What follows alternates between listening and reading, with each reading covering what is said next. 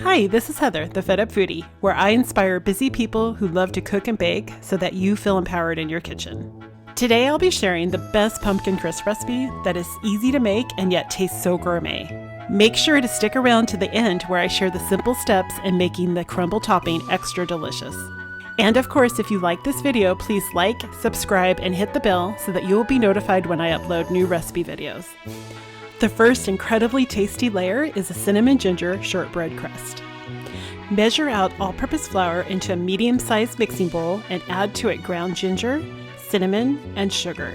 The beauty of ground ginger and cinnamon is that it creates a warm, snappy flavor, somewhat similar to ginger snap cookies.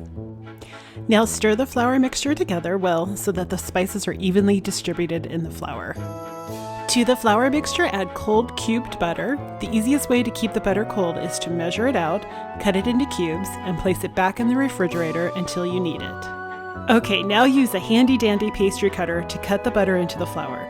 Some people call it a dough blender, others call it a pastry blender. Either way, this is how pastry was made before we had food processors, and it can be a handy tool during the holidays that takes minimal cleanup.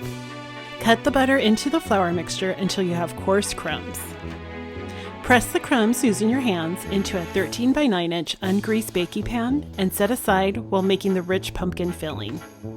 In a small mixing bowl, measure out the sugar, salt, and the spices of cinnamon, ground ginger, and cloves. Now mix well. In a larger mixing bowl, add the pumpkin puree and eggs. A few tips: make sure the pumpkin is pure pumpkin and not pumpkin pie filling. Also, I like to whisk my eggs separately before adding to help make sure everything gets mixed very well.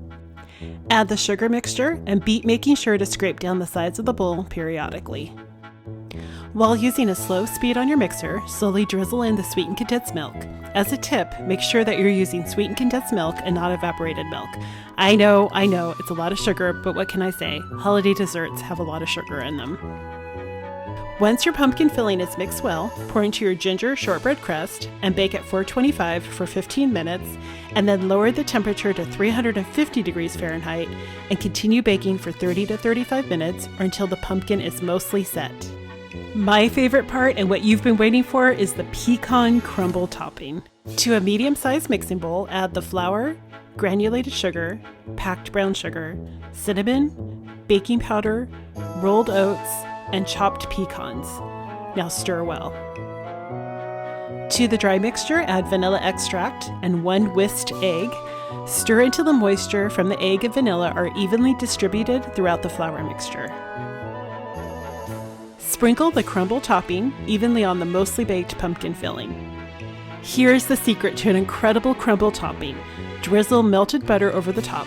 If there are dry spots, don't worry, just try to evenly distribute the butter as best as possible. Place the crisp in the oven for the final baking at 400 degrees Fahrenheit for 20 minutes.